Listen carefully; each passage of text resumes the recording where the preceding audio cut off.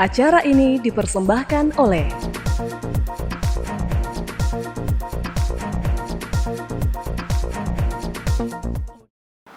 Halo pemirsa Nas TV, senang sekali saya Andra Ririn Karina dapat kembali menjumpai Anda dalam Unhas Daily. Dalam beberapa menit ke depan kami akan menyajikan berita-berita terpercaya hanya untuk Anda. Pemirsa, Universitas Hasanuddin Makassar memberikan fasilitas kesehatan berkualitas melalui program medical check-up gratis bagi dosen dan tenaga kepegawaian. Lantas, apa nilai manfaat dari program ini? Berikut informasinya untuk Anda. Rutin memeriksakan kesehatan adalah langkah penting untuk menjaga kualitas hidup. Medical check-up atau MCU menjadi salah satu upaya preventif untuk mendeteksi penyakit sedini mungkin, terutama penyakit yang tidak menunjukkan gejala. Universitas Hasanuddin Makassar memiliki program medical check-up gratis bagi dosen dan tenaga kependidikan yang diinisiasi sejak tahun 2023 oleh Komite Keselamatan dan Kesehatan Kerja K3 Unhas. Ketua Komite K3 Unhas, Profesor Dr. Lalu Muhammad Saleh SKMMKes pun mengimbau kepada pegawai dan tenaga kependidikan untuk memanfaatkan layanan ini. Harapannya kami berharap semua pegawai dan dosen yang ada di Unhas untuk memanfaatkan layanan MCU gratis ini untuk memotret kondisi kesehatan kita masing-masing. Pemeriksaan kesehatan secara rutin sangat penting, terutama seiring bertambahnya usia. Beberapa penyakit seperti hipertensi, diabetes, atau kolesterol seringkali bersifat silent alias tidak menunjukkan gejala. Hal ini ditegaskan oleh dokter instalasi gawat darurat Rumah Sakit Unhas, Putri Alia, lantaran ada penyakit yang tidak dapat dideteksi secara fisik. Umur semakin bertambah, itu kan pasti ada penyakit yang kita tidak bisa deteksi secara fisik, karena biasanya ada penyakit yang tidak menimbulkan gejala. Misalkan tahu, oh ternyata hasilnya seperti ini, saya harus berobat kemana. Biasanya sih kalau kami itu programnya 6 bulan sekali, paling minimal. Dokter Putri menambahkan, pemeriksaan kesehatan rutin tidak hanya memastikan kesehatan fisik, tetapi juga kesehatan batin. Keduanya harus berjalan seiring. Dengan medical check-up, individu dapat mengetahui kondisi fisik mereka secara menyeluruh dan mendeteksi potensi kelainan sejak dini, sehingga kesehatan dapat terjaga untuk jangka panjang. Program seperti MCU di Unhas adalah salah satu contoh nyata pentingnya upaya preventif. Rizka Fraja, Zulkarnain, Unhas TV. Kerajaan Goa di Sulawesi Selatan memiliki tradisi Acera Kalompoang, yakni pencucian benda-benda peninggalan kerajaan. Dalam tradisi itu ada makna filosofis dari pencucian dan penimbangan salokoa atau mahkota raja. Seperti apa itu? Mari simak informasi berikut ini.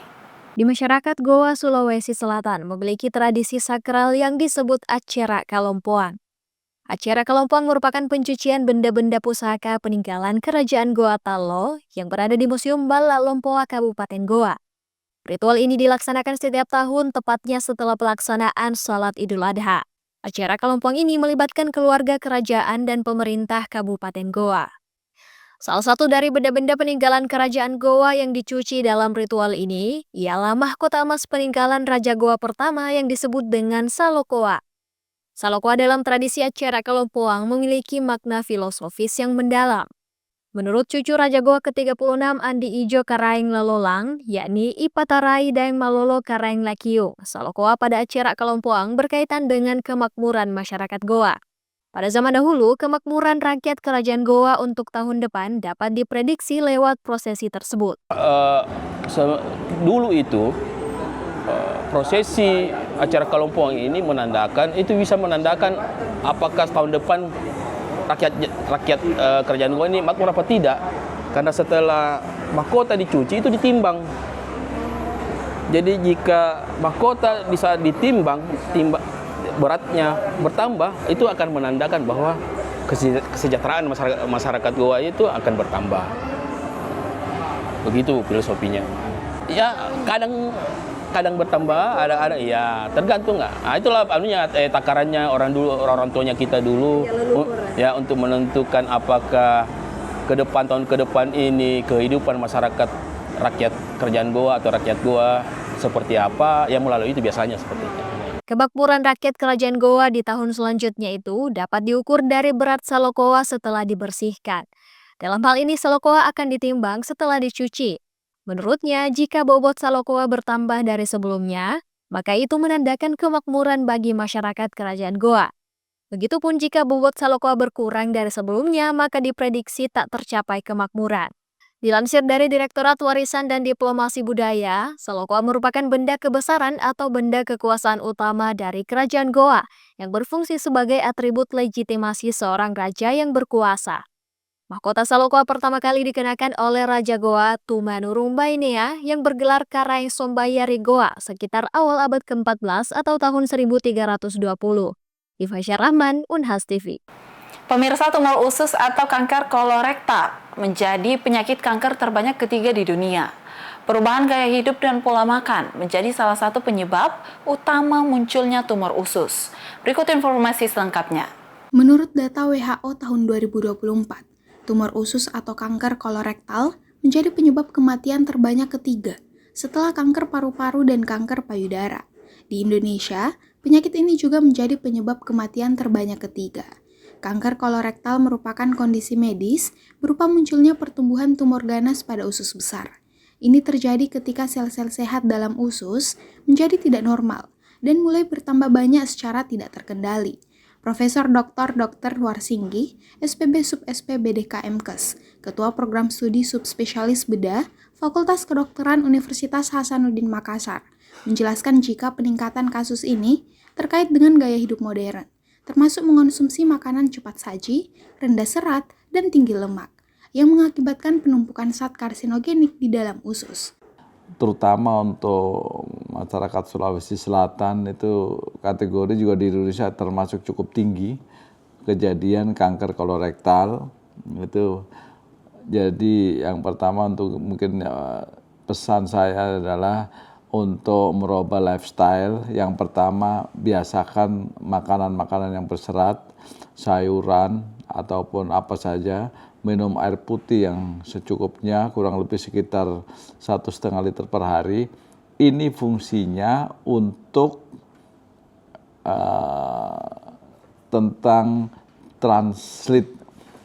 Jadi transit time dari kotoran itu tidak terlalu lama bersentuhan dengan usus.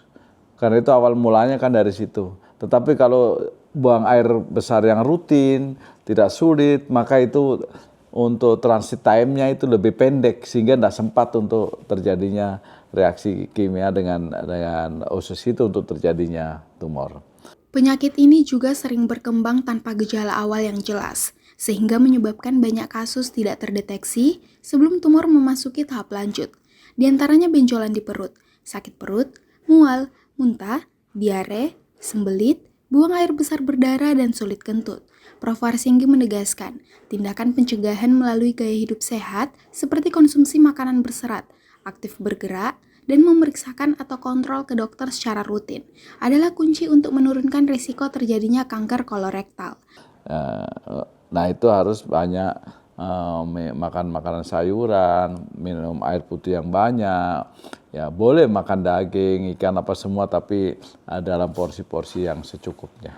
Ya, itu mungkin yang bisa saya pesan untuk hal tentang tumor. Dan kalau ada gejala umpama ada BAB berdarah atau BAB berlendir, segera periksakan ke dokter.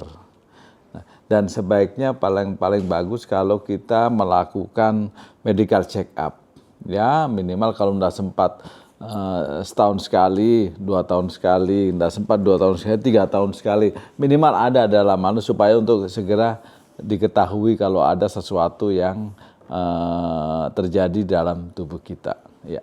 Prof. Warsinggi menambahkan, pencegahan dan pemeriksaan rutin seperti kolonoskopi seharusnya dilakukan sejak dini bagi orang yang memiliki risiko lebih tinggi, di antaranya mereka yang memiliki riwayat keluarga dengan kanker kolorektal.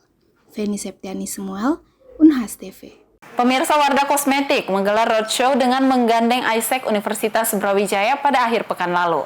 Dalam roadshow tersebut, Wardah membawa beberapa konten kreator dan influencer untuk sharing bersama dalam menggunakan media sosial secara kreatif dan produktif. Melalui kegiatan ini, Wardah mengajak anak muda, khususnya mahasiswa, dapat membuat berbagai konten yang edukatif, inspiratif, dan positif bagi para followersnya. Ratusan mahasiswa antusias mengikuti event roadshow dari Wardah Kosmetik bersama dengan ISEC Universitas Brawijaya di Gedung Widya Loka. Dalam event tersebut, Wardah menghadirkan beberapa konten kreator dan narasumber yang sudah berpengalaman dalam dunia kreatif konten media sosial. Menurut Farda dari tim komunikasi Wardah, menjelaskan bahwa kegiatan ini merupakan rangkaian roadshow di beberapa kota termasuk di Malang yang ditempatkan di Universitas Brawijaya. Dalam event ini, Wardah melakukan edukasi kepada anak muda untuk memanfaatkan media sosial yang mereka miliki dengan konten yang edukatif, inspiratif, dan positif bagi para followersnya.